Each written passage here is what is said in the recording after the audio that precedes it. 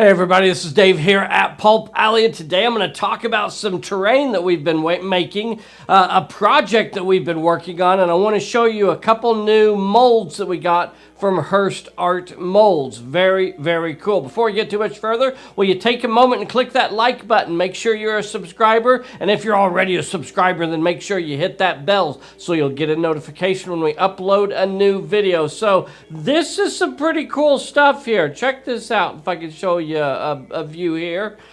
Check this out. You know what we're going to be making here? This could be a pyramid, and then a bunch of cool, check these out. We've been making these sarcophagus with some mummies and the lids, and this all goes together. The mummy drops inside there, the lid goes on top, and we've been making a bunch of these. It's lots and lots of fun.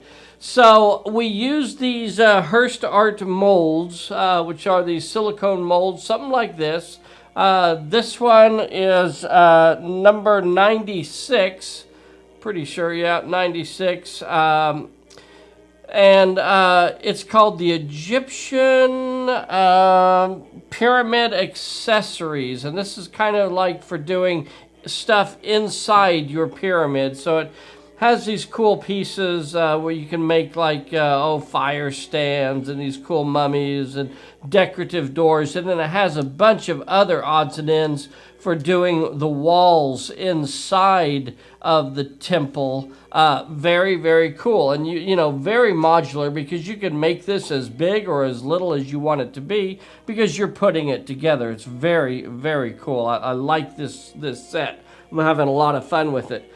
The other set that we're working on right here is set number 92, and this is the sandblasted pyramid set.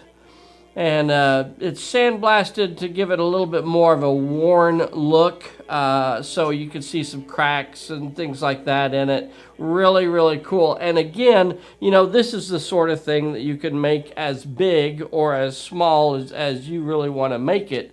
I don't know. I don't know how big I'm going to do this. You know, every time you make one of these molds, you know, this is the mold for it, number 92 right here. Every time you make, you know, mix up the powder, put it in with water, pour it in there. And you know what? We have a video on our channel where we go into detail about how we do the Hirst molds, how much water, you know, what we actually use. And I'll try and include the link down below so you guys have that. And go check it out if you're interested in using something like this. I think this is a really good option. You know, compared to buying a 3D printer or something like that, this is a lot of fun. You know, it's definitely a more of a hands-on process. You know, and I've done my share of 3D printing too, and I come back to this because it's fun to do, and it's quick and it's easy, and it's relatively inexpensive. So, yeah, I really enjoy doing this.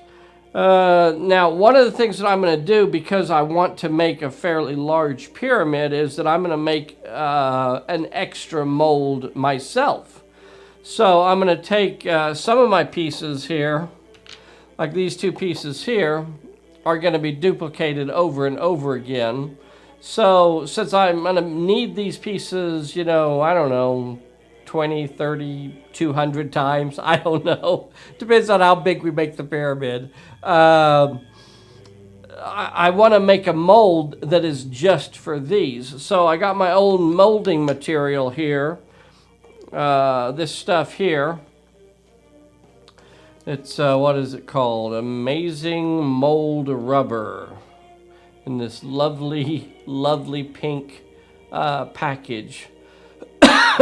Excuse me, guys. I got a little bit of a cold going right now. So you mix this up with and it's gonna pour into this mold that I'm making here. And you see, I'll glue these down inside there like this. I'll glue these inside there, something like this, a little bit neater than that, something like that though. And then I'll pour that mold making stuff in there, and then I'll have a whole separate mold that will just be for those two items. Really, really handy. And then that way, you know, it kind of saves a little bit of time making it myself. And the mold is basically made out of Legos. So I use Legos to make the base of the mold. And then that way, that kind of helps me determine how big I want to make it. You know, it lets me size it out, you know, make the height I want it, and the width and, you know, length and everything the way I want it. And then I put some tape on it to kind of cover up a lot of the cracks. And then the last thing I'll do is I'll take some clay and I'll just kind of jam it into the edges to make sure it has a nice seal in it. So that's basically it. And then I'll make an extra mold. And I've done this several times for extra little projects. And it makes the project a little bit nicer. Now those molds are like $34 a piece. So they're not terribly expensive, but you know, I don't want to buy, you know, 10 of these. But if I buy, you know, one of these and then I can make a duplicate of it, I don't think there's anything wrong with that. I'm not selling it or anything like that. But I can make a duplicate of some of the pieces because I use a nice, good quality plaster. I use the MERLIN'S Magic plaster, which lasts me a long time. I buy a big bag of it and it lasts me years. But it makes for really, really crisp detail. So when I make a duplicate of it, it still comes out looking really, really crisp and nice. So that's the stuff that I use.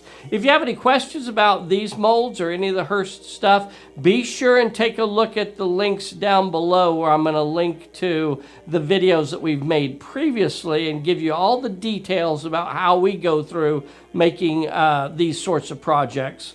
If you have any questions, be sure and leave them in the comments down below. Make sure you hit that like and subscribe button, and we will see you next time. Bye, everybody.